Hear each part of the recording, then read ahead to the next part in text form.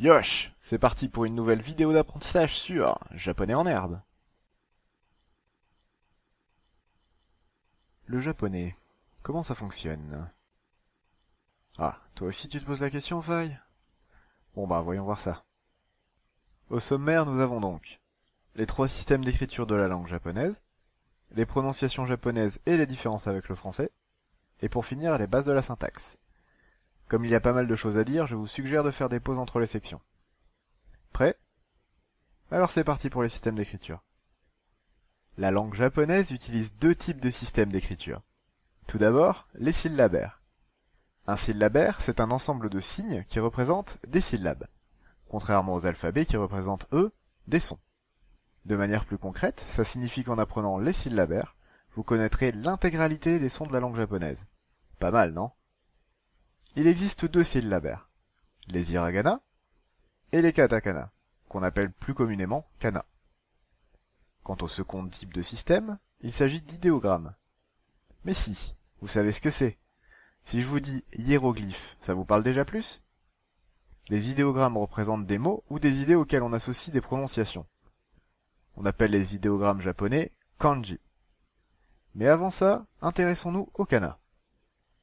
Comme nous le disions, les kana sont composés de deux syllabaires. Tout d'abord les hiragana, qui sont le groupe le plus utilisé. Il est tout à fait possible de n'écrire qu'en hiragana, vous serez compris dans la plupart des cas. Seulement ça restera compliqué pour le lecteur, car la langue japonaise est bourrée d'homophones, de mots se prononçant de la même façon. Du coup, bien que de nombreux mots ne s'écrivent qu'en hiragana, on utilise surtout ce système d'écriture pour compléter ce qui est écrit en kanji, pour écrire les terminaisons et les conjugaisons, mais également pour écrire les particules. Vous vous demandez ce que sont les particules? Ne vous en faites pas, on y reviendra un peu plus tard dans cette vidéo. Passons plutôt aux katakana. Dans leur écriture, on les différencie des hiragana par leur côté plus carré, plus anguleux. Mais c'est surtout leur utilisation qui diffère. En effet, ce groupe sert à retranscrire tout ce qui vient de l'étranger, que ce soit des mots, des noms ou des prénoms, des marques, etc. Comme le japonais comprend beaucoup d'anglicismes, vous en croiserez régulièrement. Mais ce n'est pas tout. On les utilise aussi pour écrire les onomatopées. Les lecteurs de manga m'auront compris, il y a matière vu la flopée d'onomatopées présentes en japonais. Enfin, une utilisation moins connue consiste à écrire en katakana certains mots habituellement écrits en hiragana ou en kanji. À quoi ça sert, me direz-vous? Tout dépend du mot choisi, mais il y a deux effets recherchés en règle générale. Le premier consiste à adoucir le sens d'un mot un peu vulgaire ou agressif, comme baka, qui signifie entre autres idiot. Quant au second effet, il s'agit d'exagérer un mot pour attirer l'attention. Je vous ai dit que les katakana sont plus carrés que les hiragana. Eh bien, en écrivant un mot en katakana alors qu'il n'est pas censé l'être, vous le mettez en avant, c'est aussi simple que ça. Je vous invite à consulter les vidéos dédiées aux hiragana et aux katakana pour pouvoir les apprendre plus facilement. Passons maintenant au kanji. Comme l'apprentissage des kanji est selon moi le plus gros obstacle proposé par la langue japonaise, nous allons juste faire un petit tour d'horizon pour vous donner une idée de ce qui vous attend. Nous allons donc voir leur utilisation, leur prononciation, et la manière dont vous devriez les apprendre. Tout d'abord, un peu d'explication, puis j'illustrerai ça par un exemple. Comme je l'ai dit, les kanji représentent des mots ou des idées. De ce fait, il suffit d'en associer plusieurs, et donc leur sens respectif pour former de nouveaux mots. Chaque kanji est ainsi comme une pièce de puzzle qui peut s'emboîter avec d'autres pièces pour former des mots. Sympathique, non? Ne sautez pas trop au plafond non plus, car il y a une arnaque. Pour pouvoir prétendre avoir un niveau natif japonais, et encore ça reste le niveau d'un lycéen moyen, il faut en connaître plus de 2100. Je ne dis pas ça pour vous décourager, mais pour que vous sachiez à quoi vous en tenir. Connaître ces kanji n'est pas une nécessité pour tout le monde, loin de là, et vous pouvez très bien vous en sortir au Japon en n'en connaissant que quelques-uns. Mais nous y reviendrons plus tard. Un kanji possède deux types de prononciation. La prononciation japonaise, qu'on appelle kun, et la prononciation on, héritée du chinois. Car oui, à la base, ces idéogrammes viennent de Chine. Les Japonais ont emprunté le système d'écriture chinois il y a de cela plus de 2000 ans, ce qui fait que même aujourd'hui on retrouve des caractères communs. Enfin, la deuxième partie de l'arnaque se situe dans le fait que chaque kanji peut posséder plusieurs prononciations de chaque, ce qui n'arrange pas la lecture. Heureusement, ce sont souvent les mêmes qui reviennent, ne vous inquiétez donc pas plus qu'il n'en faut. D'ailleurs, il y a une chose que je n'ai pas mentionnée, et c'est l'écriture des kanji. En effet, ils s'écrivent généralement en combinant ce qu'on appelle des clés ou des radicaux, des parties de caractères récurrentes. Ces clés sont la base du classement des kanji, et peuvent dans de nombreux cas leur donner leur prononciation on principale. Deux bonnes raisons donc pour se concentrer sur les clés dans un premier temps. Mais l'essentiel reste tout de même d'apprendre les kanji à votre rythme et selon vos objectifs. Japonais en herbe vous propose du vocabulaire adapté à chaque leçon. Ce vocabulaire est écrit en kanji, mais il vous suffit de passer votre souris dessus pour voir apparaître sa prononciation. Illustrons maintenant tout ça à l'aide d'un exemple. Prenons ce kanji, et voyons ses prononciations on et kun. Les plus courantes sont you pour la prononciation on et tomo pour la prononciation kun.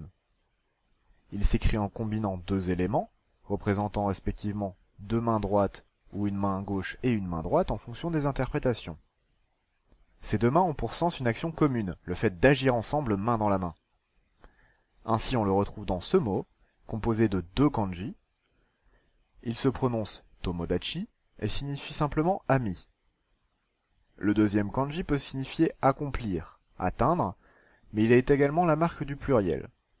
De ce fait, on peut interpréter cette association de sens comme accomplir ensemble ou ceux qui agissent ensemble, et ainsi arriver à la conclusion que ce mot signifie bel et bien ami. Ce n'est pas tout ça, mais il est plus que temps de s'attaquer à la partie suivante. C'est parti pour la prononciation. Allons droit au but. Pour nous Français, il est très facile de prononcer convenablement des phrases en japonais, ce qui n'est par contre pas le cas de nos amis anglais par exemple. Ceci est dû au fait que l'on retrouve beaucoup de prononciations identiques entre nos deux langues. Cependant, il reste quand même quelques exceptions, que nous allons voir immédiatement. Tout d'abord, voici la retranscription des voyelles utilisées en japonais. Nous pouvons enlever A, I et O, qui se prononcent de la même manière qu'en français. Reste U qui se prononce OU, un son intermédiaire entre OU et U, ainsi que E qui se prononce E, comme un de nos E accent aigu. Mais ce n'est pas tout, car il existe aussi ce qu'on appelle des voyelles longues, qui comme leur nom l'indique sont des voyelles qui possèdent une prononciation plus longue que la normale. Ainsi, un A long s'écrira en doublant le A, et se prononcera A, comme dans Okasan, la mère. Il en va de même pour le I long, que l'on prononcera I, comme dans Oji-san, le grand-père. Et pour le OU long, prononcé OU, comme dans Su, fumée. Par contre, E et O font exception, pouvant chacun être prolongés de deux manières différentes. Comme pour les autres, il est possible de doubler la syllabe, mais dans leur cas, c'est relativement rare. En effet, E sera plus souvent suivi d'un I, comme dans Ego, l'anglais, tandis que O sera généralement suivi d'un OU, comme dans Koko, le lycée.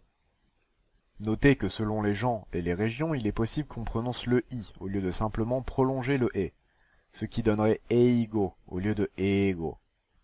C'est plus rare dans le cas du OU suivant le O, mais néanmoins possible comme dans le verbe OU, courir après quelque chose ou quelqu'un. Passons maintenant aux consonnes. Voici celles qui peuvent poser problème. J se prononce je, comme dans le caractère J et le mot jazz. G se prononce ge, comme dans le caractère ga et le mot gaufre. CH se prononce che, comme dans le caractère chi et le mot tchèque. H s'expire comme dans le caractère ha et hello en anglais. F est une particularité. Il se situe entre notre H et notre F, et se souffle presque, comme dans le caractère f. R est aussi particulier. Il se situe entre notre R et notre L, comme dans le caractère ra. Z se prononce z, comme dans le caractère z. Pour terminer cette partie, il nous reste une petite particularité de la langue japonaise à voir. Ce caractère ressemble au tsu, des hiragana ou des katakana, mais en plus petit. Il a la particularité de doubler la consonne de la syllabe suivante, comme dans le mot kekkon, signifiant mariage. Ah, j'allais presque oublier. Bien que je ne l'ai pas clairement exprimé, il n'existe pas en japonais de combinaison de sons compliqués. du style O plus N donne ON, comme en français. Même si on a vu qu'il existe des cas qui se rapprochent de combinaisons, comme les voyelles longues, le petit tsu doublant les consonnes, ainsi que les hiragana et katakana composés que je vous invite à aller voir dans les vidéos correspondantes. Voilà, passons maintenant à la dernière section de cette vidéo. C'est parti pour la syntaxe. Dans un premier temps, voyons ensemble quelques lignes directrices de la langue japonaise. Le japonais utilise ce qu'on appelle des particules. Il s'agit de mots très courts qui servent à définir la catégorie grammaticale du groupe nominal qui les précède. Nous en verrons une tout à l'heure. Comme en allemand, le verbe se place à la fin de la phrase. Ce n'est pas une habitude si difficile à prendre qu'il n'y paraît au premier abord, mais ça peut parfois donner lieu à quelques quiproquos cocasses. Il n'y a pas d'accord en genre ou en nombre en japonais. Ainsi, un chien et des chiennes se diront de la même façon. Ça facilite grandement l'apprentissage, mais il vous faudra rester concentré lors des conversations, pour déduire le genre et le nombre en fonction du contexte. Il n'existe que deux temps à proprement parler, le présent et le passé. Le futur n'est qu'un présent doublé d'un complément de temps, du style demain. Et il n'y a aucun équivalent aux différents passés de la langue française. Il existe cependant des formes verbales telles que le conditionnel ou la forme passive. Mais chaque chose en son temps. Ah, vous vous demandez certainement à quoi servent les symboles colorés. Ils nous seront utiles pour l'exemple suivant, afin de nous faciliter la lecture. Du coup, passons à cet exemple. J'ai choisi une phrase simple et utile. Nous sommes étudiants, qui donne en japonais Watashi tachi wa gakusei desu. Tout d'abord, il vous faudra noter deux choses. D'une part, il n'y a pas d'espace entre les mots en japonais. J'en ai ajouté ici pour plus de lisibilité, mais ça ne sera pas le cas à chaque fois. D'autre part, j'ai mis la lecture des kanji en hiragana au-dessus de chacun d'eux. On appelle ce procédé furigana. Mais pour plus de simplicité, mettons plutôt ça. Malgré tout, cet exemple doit être compliqué pour vous, à moins que vous ayez déjà lu l'intégralité de la leçon 0 et que vous ayez mémorisé le vocabulaire. Du coup, voici un coup de pouce pour comprendre tout ça. Nous se traduit par watashi tachi, qui se compose du kanji watashi, je, et tachi, la marque du pluriel que nous avons vu précédemment dans tomodachi. Quant à étudiant, il se traduit par gakusei, composé de gaku, apprendre, et sei, vivre. Il ne nous reste donc plus que deux éléments dans cette phrase. Le premier est une des particules dont je vous parlais tout à l'heure. Je lui associe donc la pièce de puzzle que j'avais utilisée plus tôt. En effet, les particules forment la structure des phrases. On peut ainsi les comparer à des panneaux indicateurs ou à des pièces de puzzle qui permettent aux phrases d'être correctes. Cependant, je vous demande de faire attention à une chose. Ce caractère ne se prononce pas ha, mais wa, quand il sert de particule. Nous parlerons donc de particules wa. Comme vous l'aurez deviné, il existe de nombreuses particules. Wa étant la particule de thème. Bien qu'elle soit la première que tout le monde apprend, elle est aussi la plus compliquée à comprendre. Je m'efforcerai donc de faire simple. Le thème en japonais est un élément sur lequel on veut attirer l'attention de la personne à qui l'on parle. Le thème peut ainsi être le sujet d'une phrase, comme c'est le cas dans l'exemple que nous avons sous les yeux, ou pas du tout, comme dans « Aujourd'hui, je pars en voyage ». Aujourd'hui est le thème de la phrase, tandis que je est le sujet de partir. Si j'insiste là-dessus dès le début, c'est simplement parce qu'il existe également une particule de sujet, que nous verrons dans une autre leçon. Je souhaite donc vous éviter l'énorme confusion à laquelle font face la plupart des personnes qui apprennent le japonais. Ce n'est pas tout ça, mais il reste un élément dans cette phrase, des. Si vous avez bien suivi, vous aurez deviné qu'il s'agit du verbe de cette phrase, car il est à la toute fin. Eh bien, vous avez presque raison. Des n'est pas un verbe à proprement parler, mais plutôt un auxiliaire. Il se rapproche donc énormément de to be en anglais. Je vous suggère donc de le considérer comme tel. Appliquons maintenant un petit changement à cette phrase. Hop! L'exemple devient « Je suis un étudiant » qui se traduit par « Watashi wa gakusei desu ». La seule chose que nous ayons dû enlever est « tachi », qui était la seule marque du pluriel de la phrase. Et c'est tout. Pas besoin de plus. Ça prouve donc bien qu'il n'y a pas d'accord en genre ou en nombre. Nous sommes donc aussi contents que ce smiley. Bon d'accord, c'est vrai qu'il pourrait sourire un peu plus, mais faites-le à sa place. Et voilà qui conclut cette vidéo, ça sera tout pour aujourd'hui. ファイト